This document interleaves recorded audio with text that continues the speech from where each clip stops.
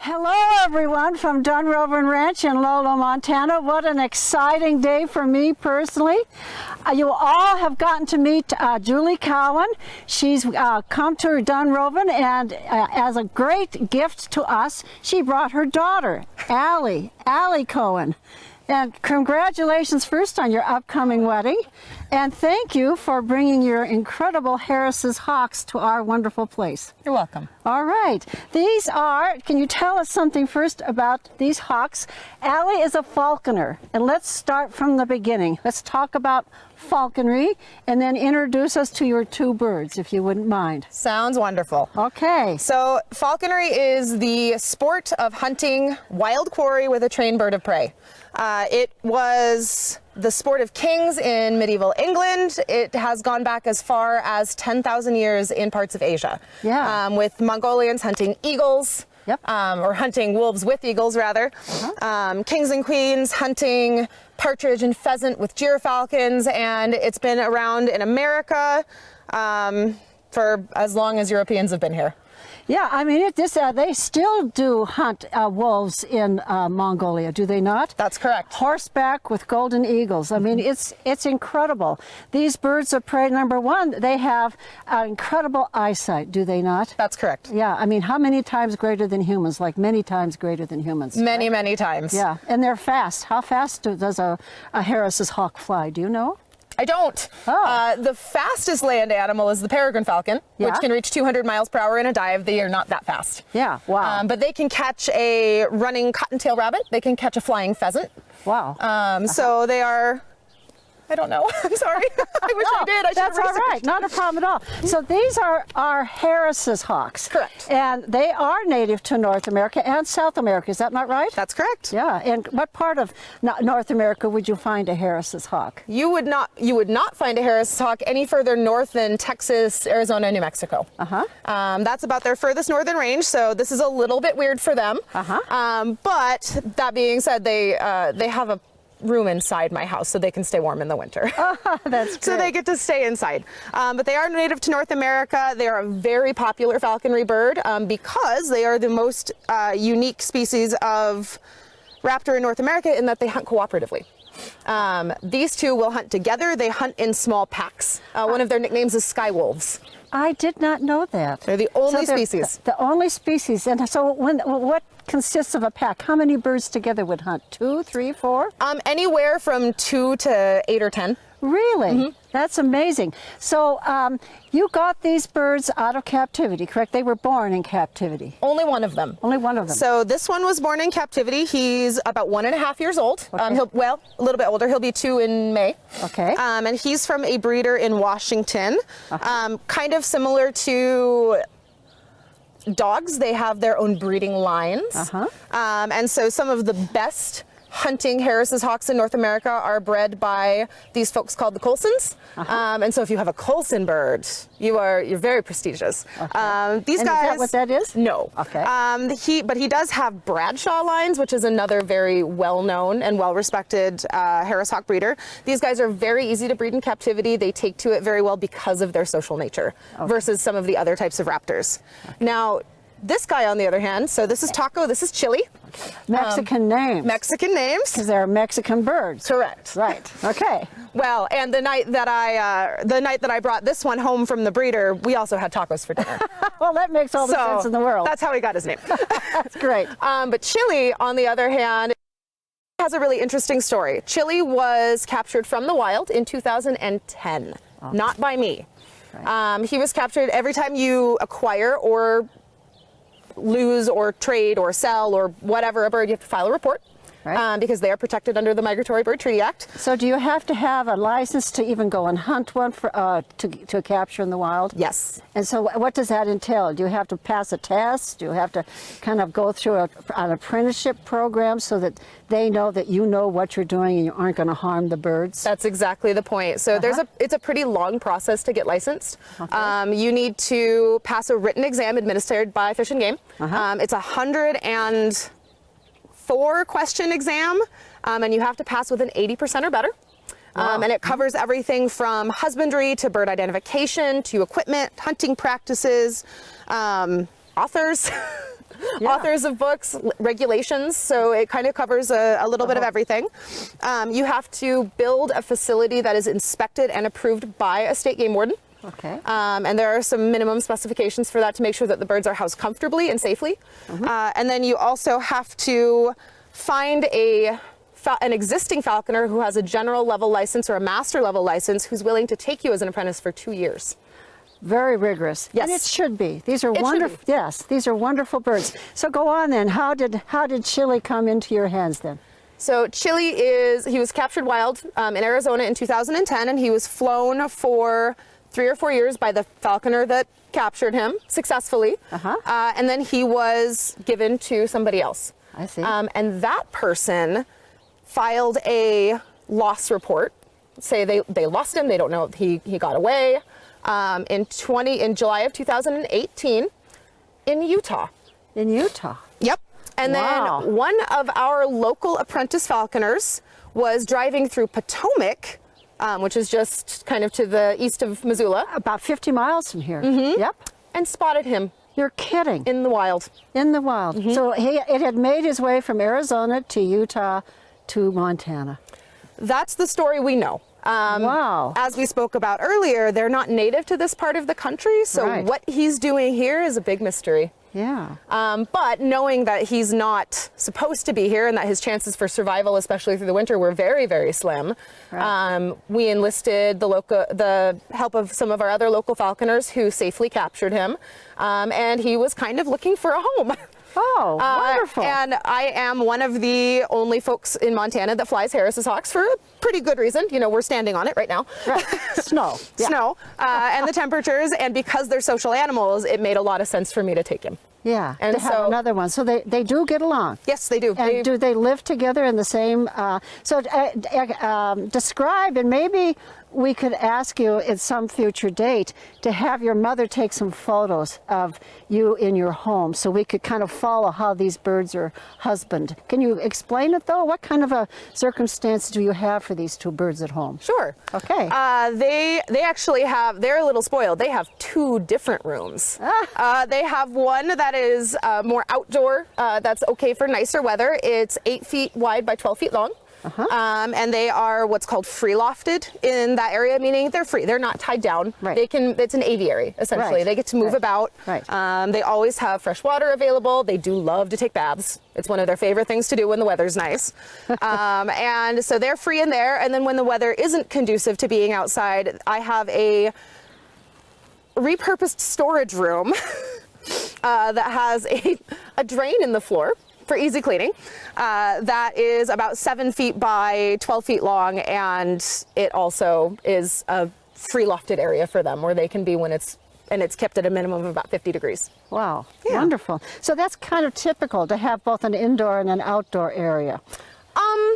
Yes and no. If you have a bird who is native to this area and is used to this climate, a mostly outdoor area will do, provided that it is protected from the elements. Right. So it doesn't need to be heated, but it does need to be covered. But for example, a northern goshawk, which you might see around here. Right. We've had them here. Yep, I believe that, absolutely. A northern goshawk wouldn't be comfortable in my house most of the year. They don't like the heat. Right. Or a gyrfalcon, the same way. So the hawks that we generally get are sharp-shinned, Cooper's hawks, and we've had Merlin falcons here. Yes. And we've, what are the other ones? Prairie. Prairie falcons? Prairie falcons. I think we saw one once. We have golden eagles across the river. Yes. And bald eagles in the area. And of course we have our ospreys, all of which are birds of prey. Correct. And so explain to that people what that means, a bird of prey. A bird of prey, or a raptor, is a hawk, a falcon, an eagle, or an owl. And what that means is they hunt live prey. So a bird of prey and raptor are synonymous? Correct. Okay. Yep. And I remember your mother telling me that you had at one time a kestrel. Correct. Is that correct? That was my very first bird as an apprentice. Yeah. And they're the smallest bird of prey in North America, are they not? That is correct. Yeah. And in my opinion, they're also the prettiest. Aren't they gorgeous? The males beautiful. particularly. We've had them in front of the cameras on the osprey osprey's nest. And I want to tell you an interesting little story. We had a woman come here who talked about zoopharmacology. Do you know what that means? It means animals understanding what they need to medicate themselves. Okay? Interesting. Yeah. Pharmacology, Okay. cognicy, all right? And she had just told me that cottonwood bark has an anesthetic in it. And the ospreys love using cottonwood bark for their nest. They will bring up a piece of bark and strip, you know, that kind of comes off in these paper-like strips. So right after she was here and telling me all about this, we had a little male kestrel come, and they don't eat bark. They don't eat vegetation at all, do they? Nope. Yeah. Well, this guy was eating little pieces of cottonwood bark. I've got it on film. I've got it on film. Wow. Yeah. Okay. Isn't that interesting? And That's so very one interesting. asks, did he know he needed something from the cottonwood bark? That's a really good question. Yeah. Now that you mentioned that, so I mentioned a northern goshawk earlier. Right. They are their particular species is very susceptible to a fungal infection called aspergillosis. It's a fungal a respiratory infection that can really easily kill them. Oh yeah, I mean they need their lungs. I imagine it's, you know, they have big lungs for their. Yes. Yeah. Yep. And because they are cold climate birds, Right. goshawks and gyrfalcons are particularly susceptible to it because fungus is not something they're around very much. Right. But one of their main nesting materials, they almost always nest in pine or fir because the turpentine is a natural antifungal. Isn't that interesting? There you go. They do know. I think they, you know, one of the things that we have come to understand, those of us who watch our osprey every year, is number one, how much they each have a personality, that they're completely unique birds. Could you explain that with respect to these two birds? Could you contrast their personalities? They have very different personalities, almost night and day difference. Taco, and part of this is because he was born in captivity. He's Right. been socialized from a really early age, whereas this one was not. But Taco is a very social bird. He is about as friendly as you could ask for a raptor to be. He genuinely likes company. In fact, he throws little temper tantrums if we leave the room. So he's generally a pretty quiet bird. But if I have him in a room and I walk away from him, he will scream and cry and throw a fit until I come back. So Once you hear. Yes. You're his gal. Yes, absolutely. He actually loves my fiance. They have a very funny relationship. They talk to each other, and he will talk back. Now this one is, I would consider him very stoic. He is very serious. He is interested in going out and hunting, but he's not interested in socializing with me. He sees me for a very specific purpose. I am a benefit to him, but I am not his friend. Right, right. And so he's much more serious. He's silly. Yeah. He's very silly. Really And he interesting, likes isn't it? interacting with people. And he's just as happy to kind of sit here and hang out with us as he is to go fly. So let's explain some of the equipment here. Sure. Okay, on each of their ankles, they have a little bracelet. They do. Yep, and there's also a permanent tag, is that correct? There's a permanent tag on him because he was bred in captivity. So this was placed on him when he was very first born. Okay. Chili has one, but it is, you'll notice, it's just a plastic band. Right. And that was put on him when he was captured to track him. Okay. So they both have that. These are called anklets or bracelets. Right. They can be called either one. They can be permanently attached. So these are held on with a grommet. I would have to cut them off. Right. But they can also be temporary if you want them to be. The straps on his legs, these are called jesses right here. I've often wondered why. What's the derivation of jesses for this? I've heard that term many times. I know, and I knew it at one point, and I couldn't tell you, but I can get back to you on it. Okay, we're going to look that up. Okay, we'll look it up. A lot of terms are stolen from falconry, and we can talk about a few of them. Yeah. But I don't remember what jesses are. So these are jesses. They come out. They also freely move within that anklet so that they don't get tangled up. Right. And then the final piece is the leash, and just like a leash on a dog, but it has this little swivel piece in there, again, to prevent tangling.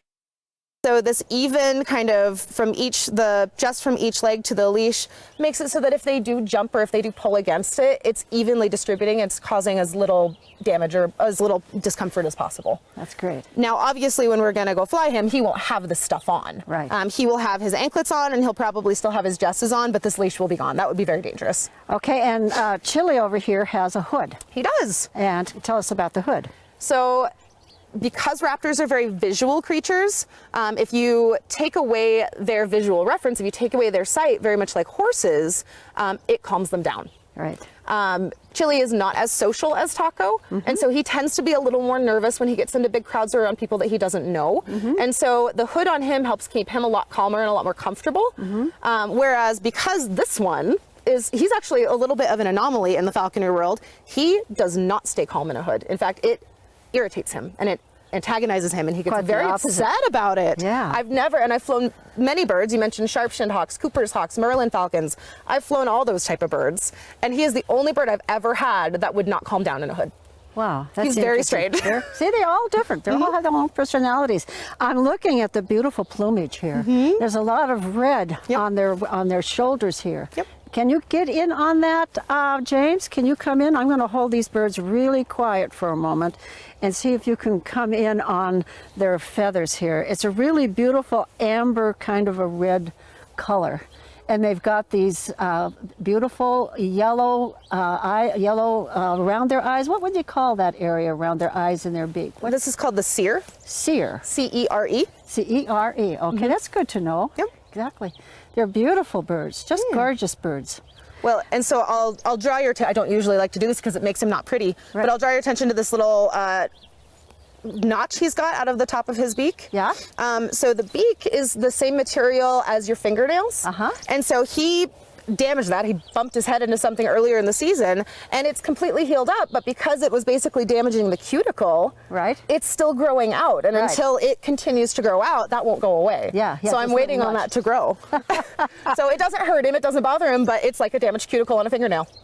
So very good. I know I don't usually like to show that because it's not pretty, but oh well, I didn't even notice it until you pointed it out. There you go. So how do you take care of these birds? What do they eat every day, and how often do they eat? How often do you fly them? I try to fly them as often as I can during the falconry season, which tends to mirror the upland game season for most hunters. I have a few exceptions to that rule in that some of the quarry that I pursue is considered non-game in Montana. I hunt rabbits with these guys, and rabbits are not a game species. Cottontail rabbits and snowshoe hare and jackrabbits. And so we fly from about mid-August, and we're just about to wrap up for the year. So we usually will fly into March a little ways, but then over the spring and summer, these guys molt all of this pretty plumage you're seeing. And they grow new feathers every year. Right. So how do they do that in the wild? My understanding is like the osprey, they molt kind of a feather at a time so it doesn't interrupt their flight. Is that correct? That is correct. The reason that we don't fly in the summer is for two reasons. During the hunting season, the entire reason for our relationship here, he's a little bit of an exception, but he's a really good example, is that they see me as their food source. And in order for them to want to come back to me, they have to be kind of hungry. So when we fly during the hunting season, they are at a very fit, very lean weight, kind of like a runner or an athlete. So they don't have a lot of fat on them. That way they can hunt, they're in great shape. And then they get that guaranteed meal at the end, but that means that they have to be pretty hungry. When they're trying to grow new feathers, they need a lot of fat and calorie reserves to grow healthy feathers. So if you've ever noticed, even pet birds, if they're not healthy enough, if they're growing new feathers, those feathers can sometimes be very brittle, and they can break very easily. So during the summer, I basically let them get fat. And so they're not hungry, but they have a lot of fat reserves to grow very healthy new feathers. The second reason we don't fly in the summer is spring and summer is breeding season. And no matter how hungry they are, they're going to find a mate. They're going to go, they've got better things to do than hang out with me. So for safety reasons and to make sure that they can stay and be healthy for the next season, we don't fly during the summer, they get the summers off. So they get summer vacation just like kids. So during that period of time, do you feed them meat that you get from leftover scraps from a butcher? Do you feed them live prey, like small birds or mice or something like that? What do you feed them? Unlike snakes, these guys will eat frozen or already dead food. You don't have to feed them live, but they do require a whole food diet. They need feathers, they need bones, they need fur and organs and fat and all of that kind of thing. So they eat whole small foods. So they eat things like mice and quail and rabbit and chicken, but they don't get anything processed from the grocery store. They eat what they kill. Right. And then they also, to supplement that, I also purchase frozen food from a vendor that caters to falconers, snake and reptile breeders, that kind of thing. So I get frozen mice and that kind of thing. Right, right. It's not too expensive. It's not too much more expensive than like feeding a dog. Right. But it can add up over time. Yeah, for sure. Well, can I put this back on the perch? Can I put Chili back on the perch? Can you show me how to do that? Yes, I can. Okay. So I'll show you with Taco and then I'll help you with Can Chili. we go around back so people can watch? Yeah, absolutely. So when these guys are sitting on a perch, they are going to be tethered for safety purposes because we wouldn't want him flying off with the leash on. That could be very dangerous if he were to get caught. Right. So on this perch, we have this free floating ring. Right. That allows them to not get tangled up. Okay. So if they jump off, they're not going to get tangled. Okay. And I am going to tie your falconry knot for you because this takes a long time to learn. Absolutely. 90% of the sports are about knots. It's true. It is. There are boating knots, there are horse knots, and then every time somebody comes to learn horseback riding, the first thing I teach them are knots. Perfect. I love it. So the falconry knot is a one-handed knot because you're a little tight. You're a little taken up, and you want to have your bird secured before you let them go. Yeah. So this is a one-handed knot that the more he pulls on this end of it, the tighter it gets. Right. Now, if he were to pull on this end, which this little stinker knows how to do, he could get loose. So the other thing we do is we do a safety knot. Yeah.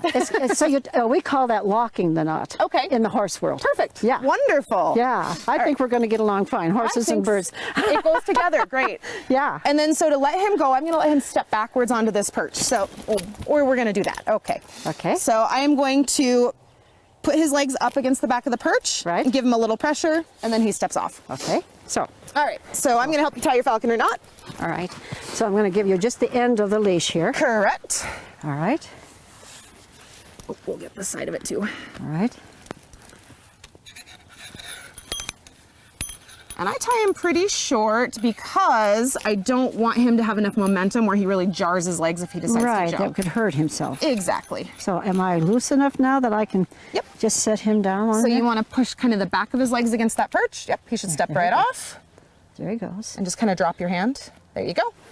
Beautiful. Very, very. So you have these nice little portable perches that you have. Yes. And so tell me how you would go normally hunting. You would bring the birds out and to an area that they don't know necessarily, correct? Yep, that's correct. And how do you select an area? How do you decide, well, I'm going to go fly my birds and decide I'm going to go to XYZ? How do you do that? Similar to the way that any hunter would select an area, I do scouting. So I'll go and visit an area ahead of time, and I look for the correct habitat. So for example, if I'm looking to hunt cottontail rabbits, I'm going to look for an area that has a lot of sage. Right.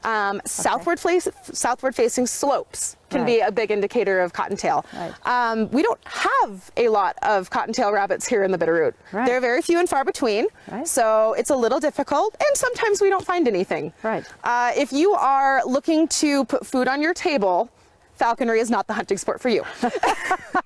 So these guys, they miss as much as they catch. And in the wild, the mortality rate on these raptors is very, very high.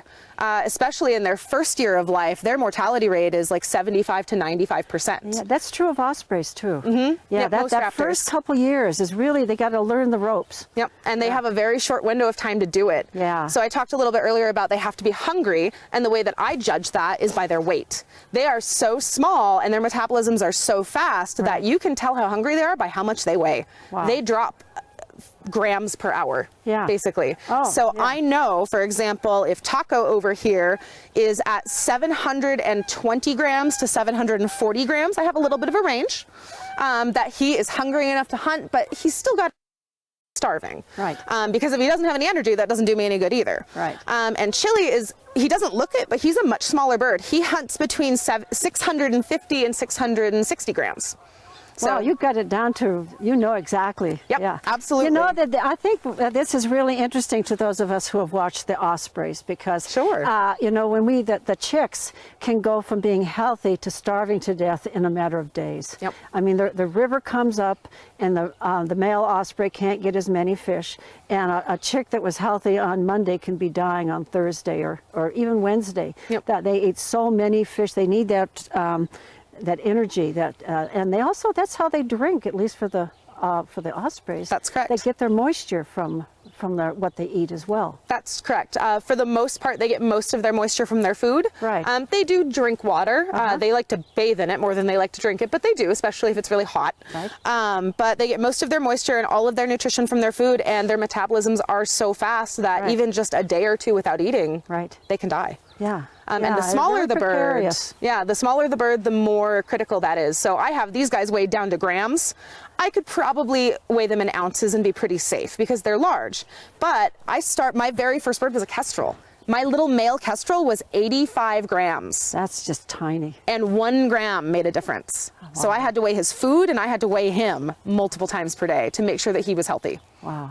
Wow. So it's a real science, and you wonder, how did the ancient people do this? I assume that you just become sort of in tune with your animal. Yes. You can tell by looking, you can tell by holding that this is, you know, and by their behavior, I would assume. Correct. And there's one other really critical piece that people still use today. Yeah. Especially once you become very familiar with your birds. For Taco, for example, I don't really need to weigh him. I know, based on all of those things that you just talked about. And then the final thing that you can tell is you can tell by the feel of their keel or their breastbone. You can tell how much flesh is on that, Right. muscle or fat, Right. by how much of that bone you can feel. Right. And if it's to what they call a sharp keel, that means the bird is very thin and in very low condition. Right. If you can't feel it at all, that's a pretty fat bird. Right. Yeah, I mean, this is the main muscle. This is their flight muscle. Correct. Right. So this is where they put all of their energy in making sure that that's in good shape. Yep. Yeah. Absolutely. This has been wonderful. I can't say how much I've enjoyed your coming out here. And I'd like to invite you back to fly them and tell us a little bit about when you fly them. They'll follow you? Is that what you said earlier? That's correct. Okay. Yep, they'll follow you through the woods, Okay. looking for me to provide quarry. That's wonderful. That's great. Well, let's do that. Sounds great. Okay, let's have you come back in just a few minutes. We're going to have another session here, and we'll go for a little flight, huh? Sounds perfect. Thank you. Thanks a lot. Thank you so This has just much. been wonderful. It's been great. Thank you. All right, we're going to sign off for this session, and we'll be right back in just a few minutes to fly these wonderful birds. Thank you. Bye. This is great. This is